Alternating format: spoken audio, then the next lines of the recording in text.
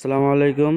আমরা সকালে ফজর নামাজ টামাজ পড়ে ইনশাআল্লাহ তালিম বিলাকে আমরা তালিমে বাইরে এলাম।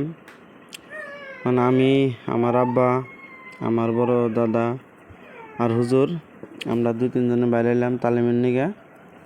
তালিম বাইরেতে বেড়াইতে একজন আবার মাঝু ভাই কইলো যে ফোন করলো হঠাৎ করে যে দেখছে গরু গোনা কি বললো, হঠাৎ করে গরু সামনে বললো।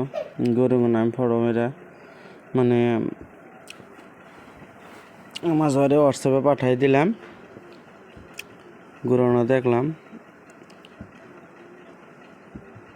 আল্লাহ তাআলা জানি গরুগুনা সুস্থ রাখে। আর আপনারাও দোয়া করবেন ইনশাআল্লাহ।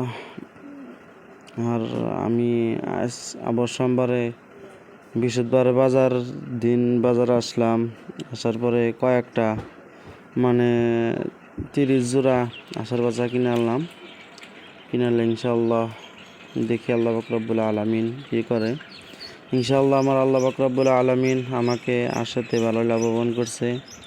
আমি আশাবাদী আল্লাহ পাক রব্বুল আলামিন এবার আমাকেও লাভবান করবে। আর এবার বেশি গরমও না, বেশি ঠান্ডাও না, সেজন্য তো আগের সিজনে আমি ইনশাআল্লাহ আসার বাচ্চা আনলাম। দেখা যাক কি হয়।